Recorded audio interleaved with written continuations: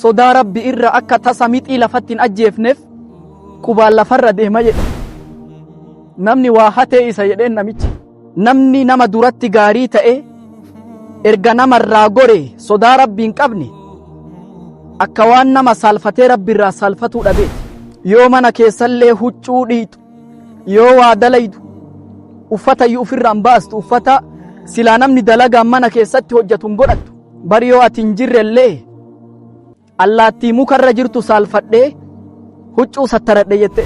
Addiinu wasat diinan nabii jiddu galeessa. Yoo waan tokko namni tafriixa ta'e ofirratti jabeesse waan biraa dho'isaa jiraa beekaa jedhe. Galmasaar Official. Assalaamu alaykum wa rahmatullahi wa barakaatu. Ilaala namatti gaarii taatee yoo namarraa adda baate nama badaan ta'in gaaromina kee yeroo adda jirtu keessa barbaadi. Dalagaan sadii cimtuu jedhe Imaamu Shaafi'iin. Aljuudu fi qilla, yeroo waa takka hin qabne ufii keetiifuu dhabaadha, ufii arjaadha. Wal khawfu fi khulwa, yeroo namarraa adda baate rabbi eeggatuun, rabbi sodaatuun dalagaa cimtuudha. Wal istiqaamatu calaa minhaja alhaqqi amaama alfitan, mokkorri tokko yoo namatti argame diin irratti sabaata godhatuun dalagaa cimtuudha. Namni nama duratti gaarii ta'e erga namarraa gore sodaa rabbi hin qabne akka waan nama saalfatee rabbi irraa saalfatuu dhabeeti.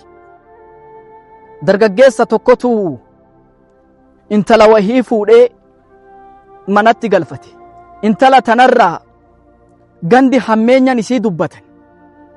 Namichi hin beeyne garuu aga isitti dabalame kaanat caabidatan, ibaadaa keessatti cimtuudha. Yoo inni alarraa dhufu hunda isii sujuuddu, isii salaattu arga. Akka namni jedhuu miti haati manaa kiyya nama gaariidha jedhee qalbii isaa keessatti yaade. Yoo inni galu hunda hin salaatti, ibaadaa irratti cimtuudha. In ajaa'ibsiifate. Hisdiidhaaf gandi intala hammeenyan dubbata malee isiin nama gaariidha jedhee qalbii keessatti raggahe jedhe. Osoo akkanaan beekuu yoo mana keessallee huccuu dhiitu, yoo waa dalaydu, uffata iyyuu ofirraa hin baastu, uffata silaa namni dalagaan mana keessatti hojjetu hin godhattu, guutuu shaffanattee hijaaba godhattee dalaydi. Mana keessa jirtaa kana ofirraa kaa'ii huccuu laaftuu hin dalagi jedhaan.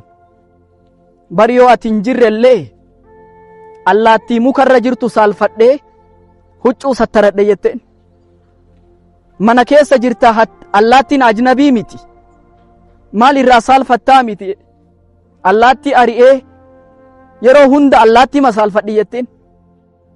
Akka godhu dhabee muka allaattiin gubbaa teettu kana iyyuu muruu qaba jedhe. Muka kutee dhabama godhe. Osoo akkanaan jiran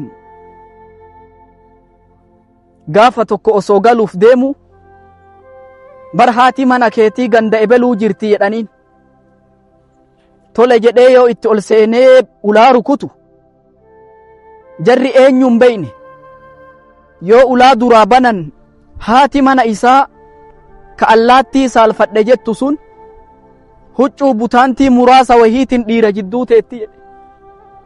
Rifadhee waan godhu dhabee dubbatuu dadhabee isillee dhiisee, manallee dhiisee, dalagallee dhiisee ganda sanii bahe jedhe. Rifadhee osoo deemuu famarra calaa qawmin, tuuta tokkorra dhufe jedhe ummata walgahe tokkotti. Ummanni maa walgeettan jennaan warqii mootitu badee nama fuudhe wallaalanii ummanni walgahee kanaaf aalama gaafatu jiran jedhaniin. Atillee erga dhuftee dabalami jedhan ummatatti. Ganda yaasanii warqii irra barbaadaniin dhaban. Nama wahiitu qubaan deema. Sheeka jedhaniin nama gorsa, hamturraa nama dhoorga, haqa namaa deebisa, rabbi sodaadhaa jedhee nama ajaja. Sila ka qubaan deemu kun, suuta lafa ejjataa deemu kun eenyuun ni jennaani? bar nama sheekaati, bar nama gaariitti nama ajaju, sodaa rabbi irra akka tasa mixii lafatti hin ajjeefneef qubaan lafarra deema jedhe. Namni waa hatee isa jedheen namichi. Astagfirullah. Akkami akkana jetta namni waa hatee isa maa jetta nama sheekaati. Nama gandi guutuun jalaa dhagahu. Akkami akkana jetta cal jedhaniin. Isumatu waa hatee jedhe. Dubbiin jara dhibdee ajaa'ibanii sheeka erga bir'aan namaa isinitti seente. Isinillee sakatta'amuu qabdan jedhan zannii namaa qulqulleessuuf.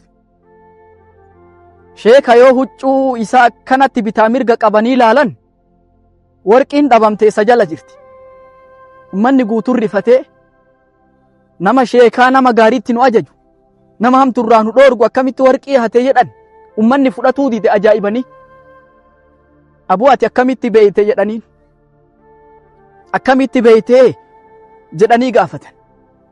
Namni tokko waan tokko keessatti yoo tafriixa ta'ee daangaa dabarse waan biraa dhoysaa jiraa beekaa jedhe. Addiinu wasat diinan nabii jiddu galeessa. Walan yushadda addiina ahadun alayhi illaa galaba.